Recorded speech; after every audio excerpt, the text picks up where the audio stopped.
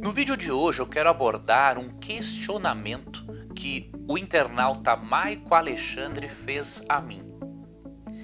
Veja o que ele escreveu no Facebook.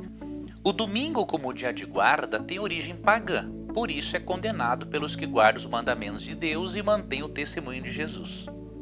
Por que o 25 de dezembro não? Essa comemoração faz menção a uma festividade pagã, que foi cristianizada, se assim podemos dizer, da mesma forma como o domingo. Não é uma questão de árvore, é uma questão sobre a verdade. A igreja deveria condenar festividades que se originaram do paganismo, senão, logo, justificarão que o domingo pode ser guardado também, pois não tem nada a ver, foi cristianizado. Será que comemorar o 25 de dezembro é reparar brechas, ou seja, reparar brechas na lei de Deus? Né? Eu quero demonstrar para você que esta relação que o internauta Maico Alexandre fez entre o sábado e o Natal nada tem a ver. Acompanhe-me neste vídeo.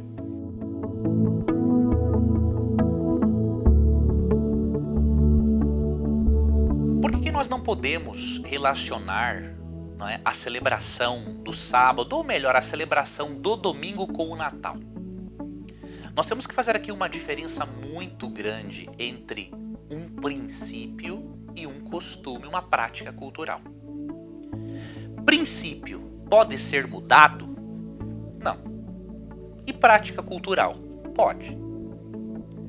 Princípio, vamos lá ao sábado. De acordo com a Bíblia, em Gênesis 2, 2 a 3, o sábado, como memorial do Deus Criador, foi dado no Éden, quando não havia pecado. Então diz assim, no sétimo dia, Deus havia terminado sua obra de criação e descansou de todo o seu trabalho. Deus abençoou o sétimo dia e o declarou santo, pois foi o dia em que ele descansou de toda a sua obra de criação. Li aqui na tradução da NVT, nova versão transformadora, e aqui claramente diz que o sétimo dia, que de acordo com o Êxodo 28 a 11 é o sábado, não tem como ser outro, não é? O sétimo dia foi abençoado e declarado santo, porque neste dia Deus já havia cessado toda a sua obra criadora neste planeta. Então, a mudança do sábado para o domingo altera um princípio de adoração. Ah, mas Deus não faz questão de dia. Faz. Se não fizesse, ele não teria abençoado o sol o sétimo dia. Se todos os dias fossem iguais e ele não fizesse uma questão de dia, ele teria abençoado e santificado todos os dias, mas não é isso que o texto diz. O texto diz que Deus abençoou e santificou o sábado, o sétimo dia, que de acordo com o Êxodo 28, 11 é o sábado. Então, mudança do sábado para domingo é uma mudança de princípio. Isso não pode acontecer, porque princípio é eterno. Até porque Cristo mesmo disse em Mateus 5,17 que ele não veio abolir a lei, os profetas. Ele não veio abolir os escritos de Moisés e o restante do Antigo Testamento ele veio cumprir, ou seja, dar o seu verdadeiro sentido, ampliar o seu significado.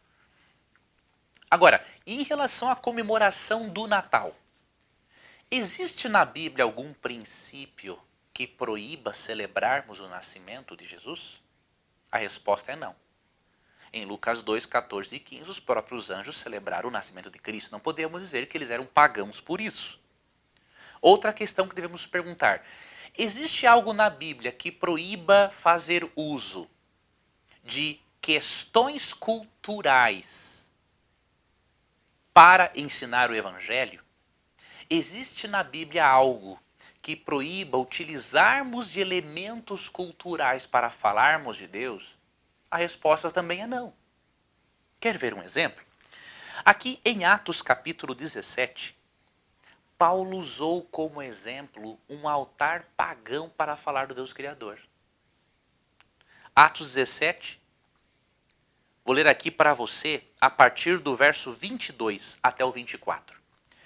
Então Paulo se levantou diante do conselho e assim se dirigiu a seus membros. Homens de Atenas, vejo que em todos os aspectos vocês são muito religiosos. Pois enquanto andava pela cidade, reparei em seus diversos altares. Um deles trazia a seguinte inscrição: ao Deus desconhecido. Esse Deus que vocês adoram sem conhecer é exatamente aquele de que lhes falo.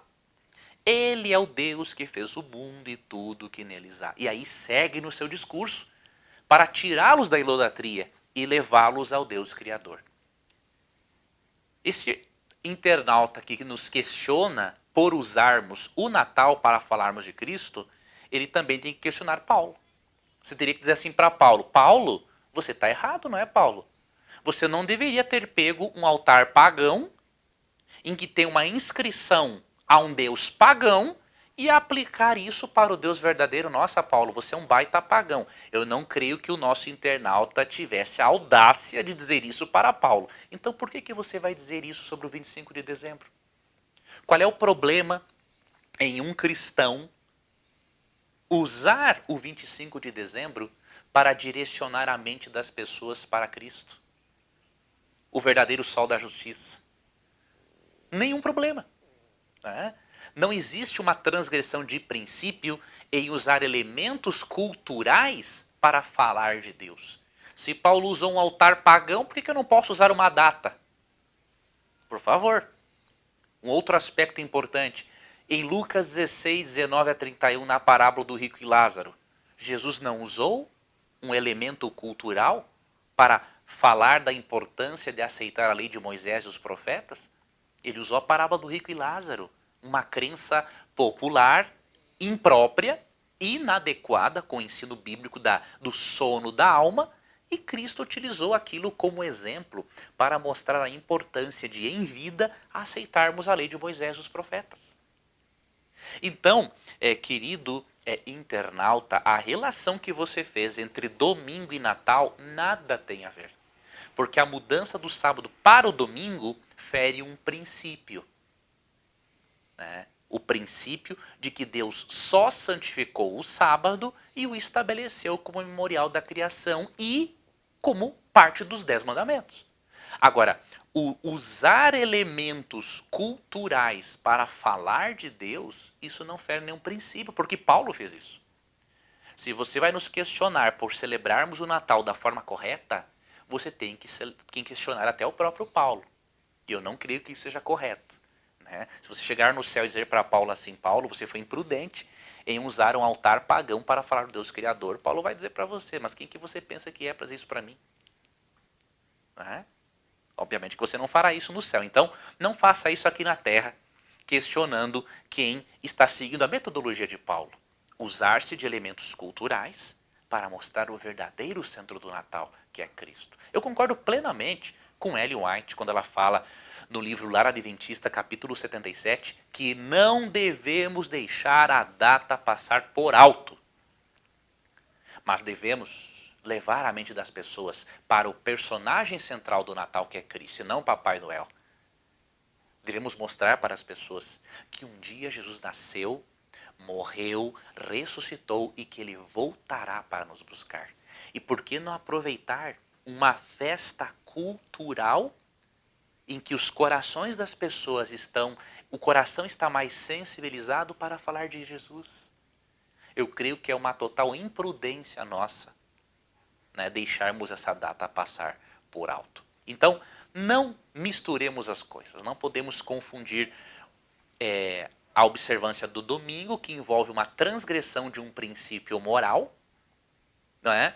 Porque o sábado faz parte do aspecto moral da lei.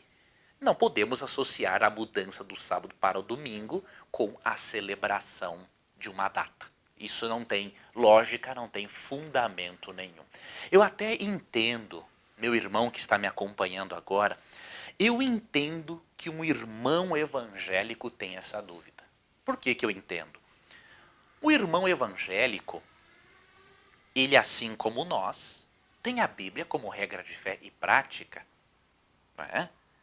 Agora tem um detalhe, um irmão evangélico não tem toda a revelação profética como nós temos. Em que sentido?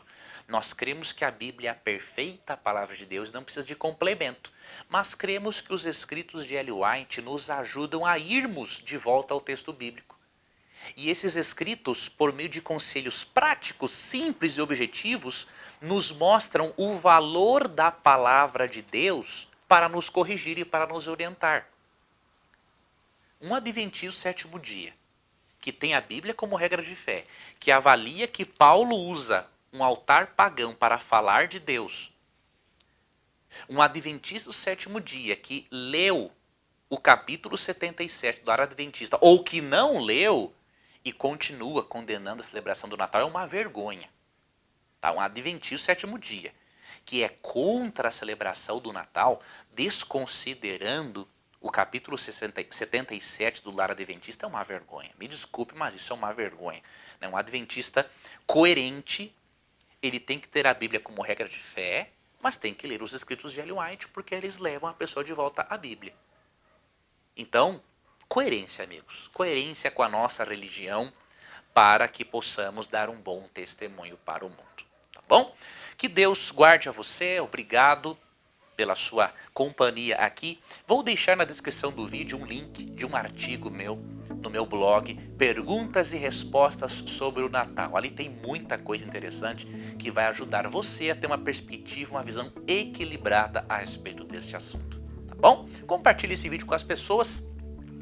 Não se esqueça, não é, de se inscrever aqui no canal. É importantíssimo que você se inscreva para que você possa continuar sendo informado dos novos vídeos e você possa estudar a Bíblia comigo. Que Deus te guarde e até um próximo encontro. Você quer estudar a Bíblia, aprender uma metodologia para interpretar o texto bíblico? Eu criei um seminário, o Seminário de Interpretação Bíblica, em que eu ensino o método da leitura atentiva. Você já ouviu falar sobre isso?